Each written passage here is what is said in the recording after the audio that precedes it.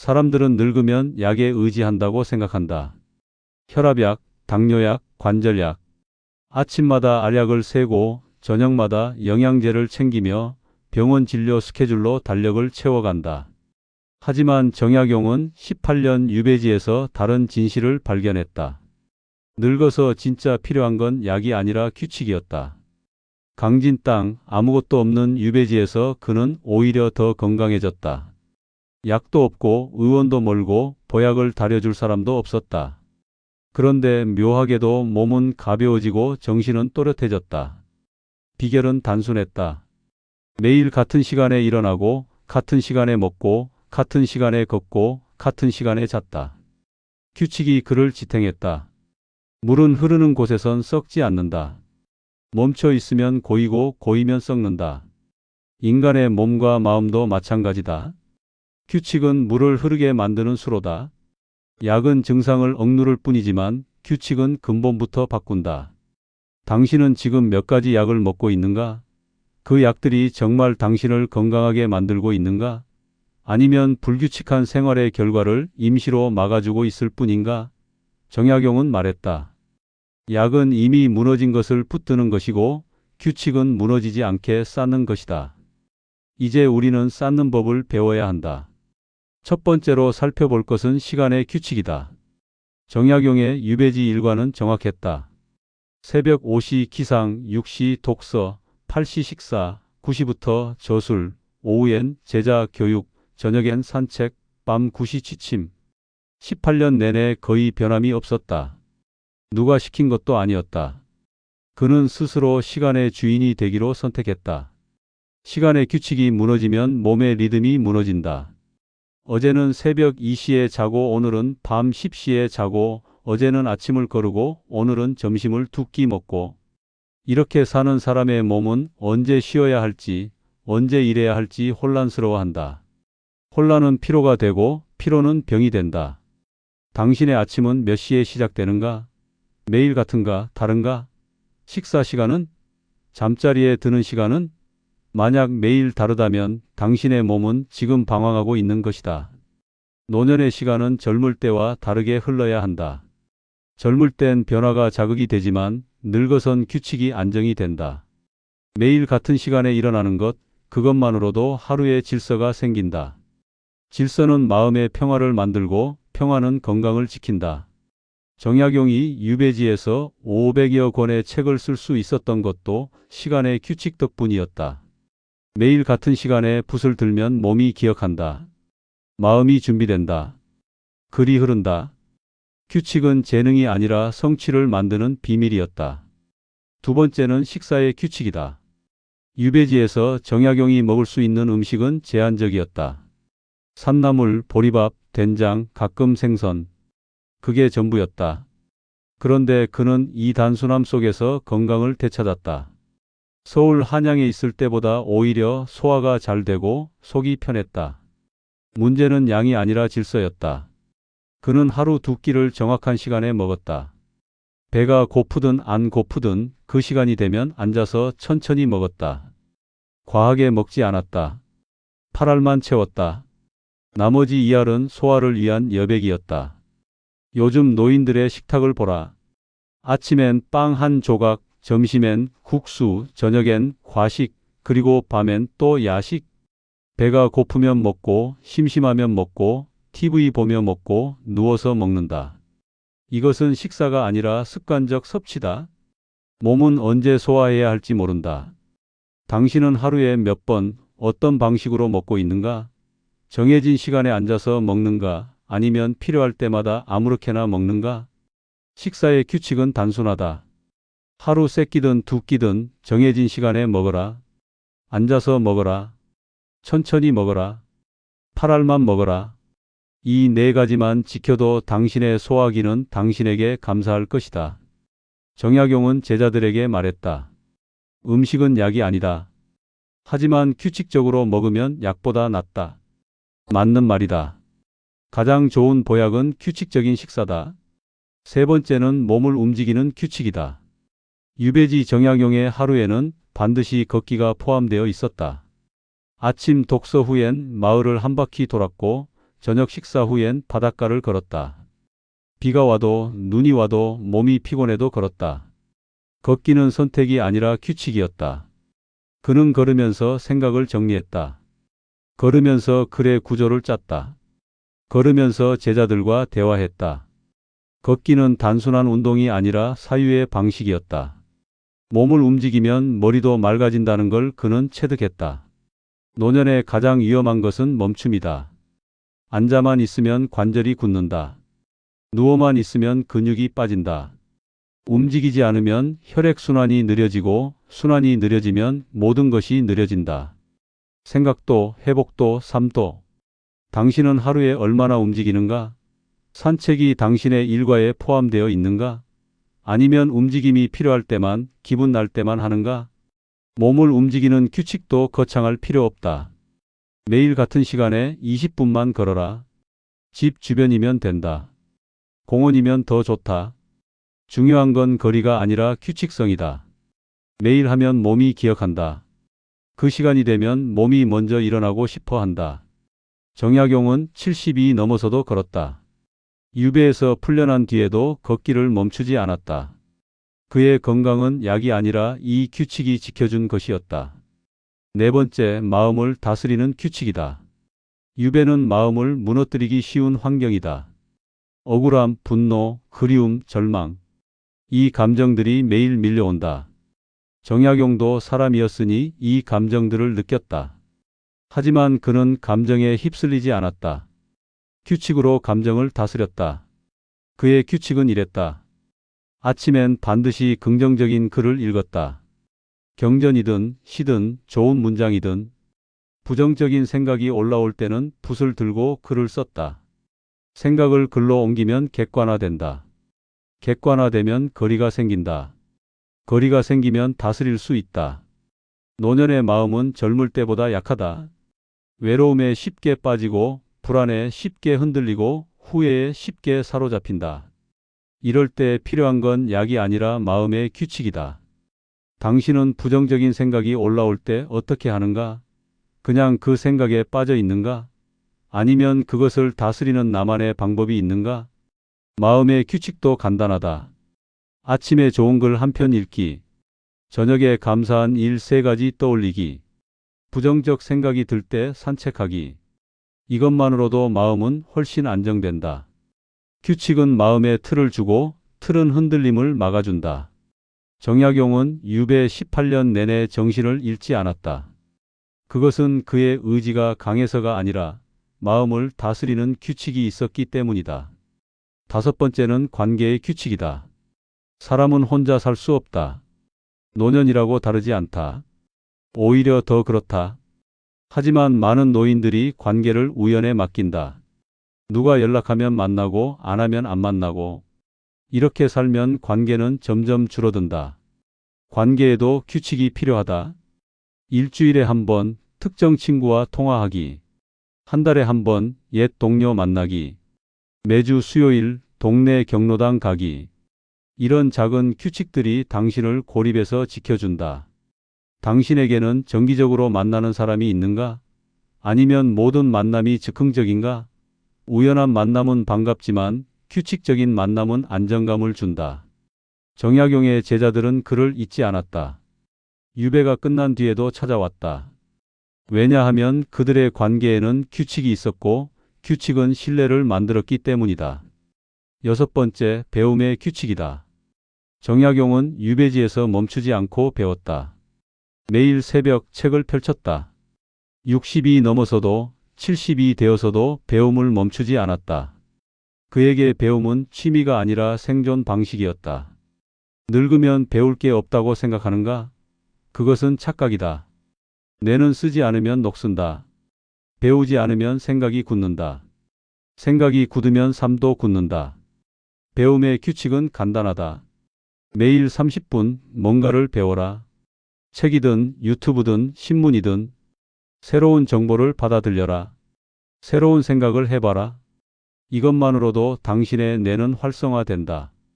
당신은 요즘 무엇을 배우고 있는가? 아니면 배움을 멈춘 지 오래인가? 배움이 없는 삶은 반복만 있는 삶이다. 반복은 지루함을 낳고 지루함은 우울을 낳는다. 정약용은 유배지에서 의학, 농학, 건축학, 경제학을 공부했다. 이미 알고 있던 분야도 다시 배웠다. 배움은 그를 살아있게 만든 에너지였다. 일곱 번째는 수면의 규칙이다. 정약용은 밤 9시에 잠자리에 들었다. 새벽 5시에 일어났다. 8시간 정확했다.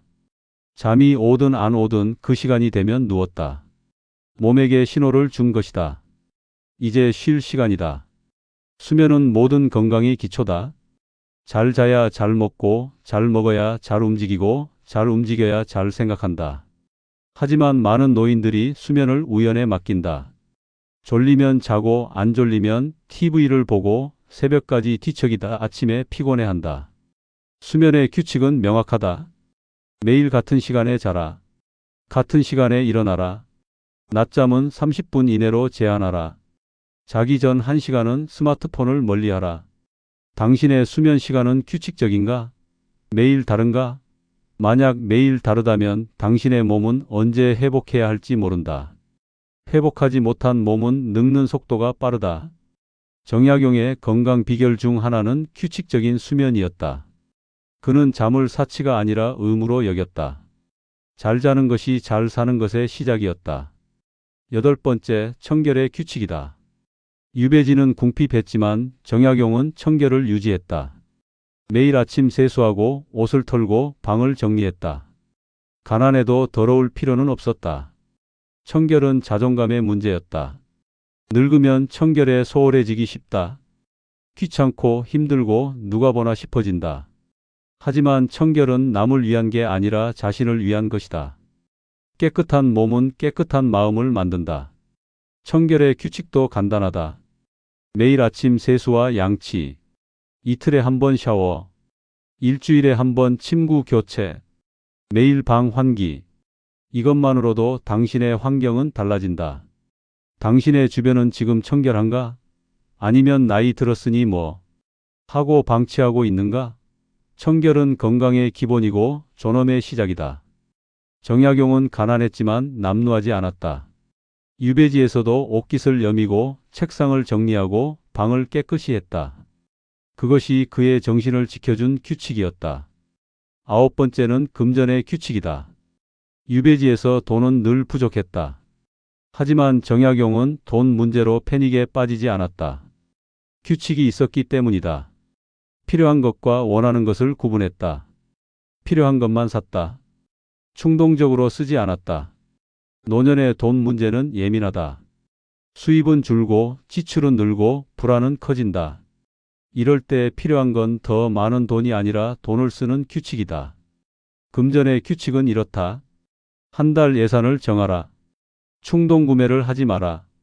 필요와 욕망을 구분하라. 자녀에게 돈을 함부로 주지 마라. 자신의 노후를 먼저 지켜라. 당신은 돈을 규칙적으로 쓰는가? 아니면 감정적으로 쓰는가? 외로울 때, 허전할 때, 무료할 때 돈을 쓰고 있지는 않은가? 정약용은 검소했지만 인색하지 않았다. 필요한 곳에는 썼고 불필요한 곳에는 안 썼다. 돈의 규칙이 그를 경제적 파탄에서 지켜주었다. 열 번째, 독서의 규칙이다. 유배지 정약용의 가장 큰 친구는 책이었다. 매일 같은 시간 책을 펼쳤다.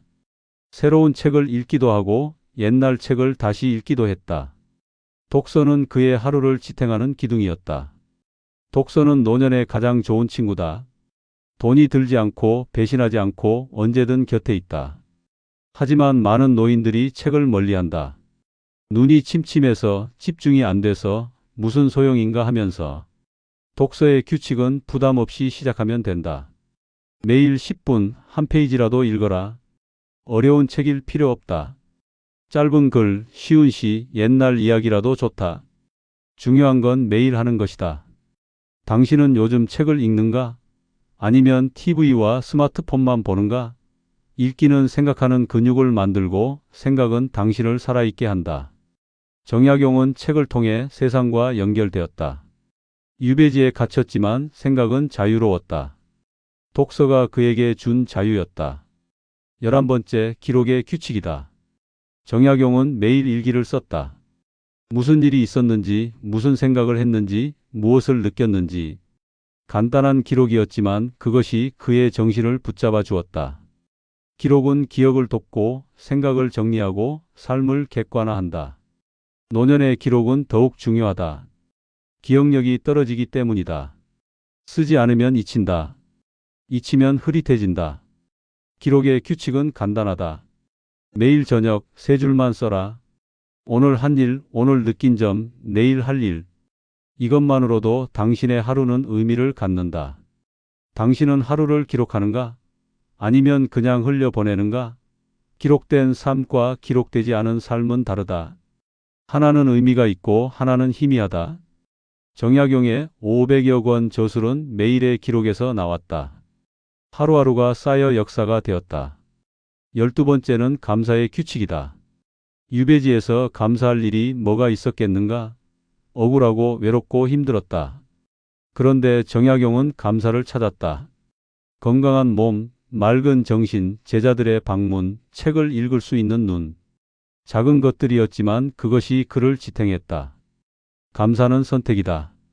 같은 상황에서도 불평할 수 있고 감사할 수도 있다. 노년은 특히 불평하기 쉬운 시기다. 아픈 몸, 줄어든 관계, 경제적 어려움. 하지만 불평은 불행을 키운다. 감사의 규칙은 이렇다. 매일 저녁 감사한 일 3가지를 떠올려라. 아무리 작은 것이라도 좋다. 오늘 날씨가 좋았다. 밥이 맛있었다. 통증이 덜했다. 이것만으로도 마음은 달라진다. 당신은 하루에 얼마나 감사하는가? 아니면 불평만 늘어놓는가? 감사는 행복의 씨앗이고 불평은 불행의 뿌리다.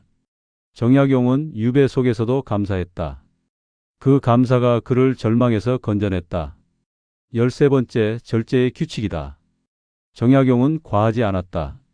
과식하지 않고 과음하지 않고 과로하지 않고 과욕하지 않았다. 모든 것에 적당함이 있었다. 이것이 그를 오래 살게 한 비결이었다. 노년의 가장 위험한 것은 과함이다. 과식은 소화를 망치고 과욕은 마음을 망치고 과로는 몸을 망친다. 젊을 땐 회복이 빠르지만 늙어선 회복이 느리다. 한번 무너지면 다시 일어서기 어렵다. 절제의 규칙은 명확하다. 8알만 하라. 배부를 때까지 먹지 말고 완전히 지칠 때까지 일하지 말고 모든 것을 가지려 하지 마라. 2알의 여백이 당신을 지킨다. 당신은 무언가를 할 때 끝까지 하는 타입인가? 그것이 젊을 땐 미덕이었지만 늙어선 위험이다. 이제는 멈출 줄 알아야 한다. 정약용은 절제로 75세까지 살았다. 그 시대에 75세는 장수였다. 규칙이 그를 살렸다. 이제 우리는 알았다. 늙어서 필요한 건 약이 아니라 규칙이라는 것을.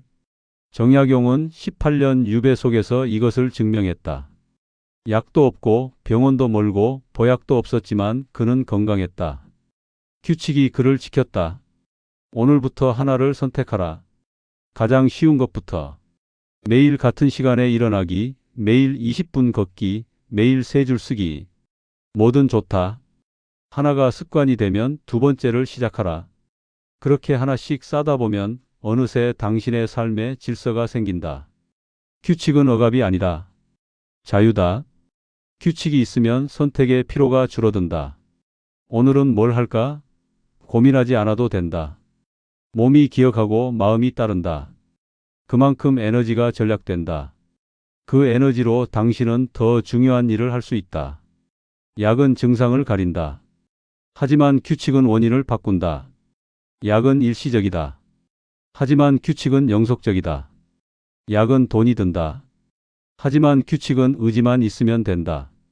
정약용이 유배지에서 500여 권의 책을 쓸 수 있었던 것, 75세까지 건강하게 살 수 있었던 것, 제자들에게 존경받을 수 있었던 것, 모두 규칙 덕분이었다.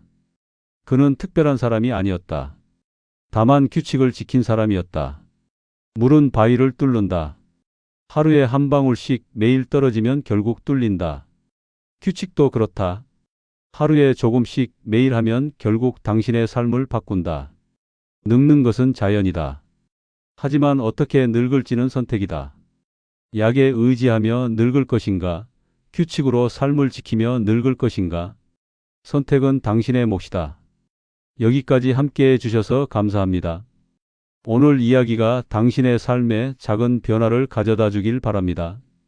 이 영상이 도움이 되셨다면 좋아요 버튼을 눌러주시고 구독과 알림 설정으로 다음 이야기도 함께 해주세요. 주변에 이 메시지가 필요한 분이 있다면 공유 부탁드립니다. 함께 나이 들어가는 우리 모두가 존엄하고 건강한 노년을 맞이할 수 있기를 바랍니다. 다음 시간에 또 만나겠습니다. 건강하시고 오늘도 좋은 하루 보내세요.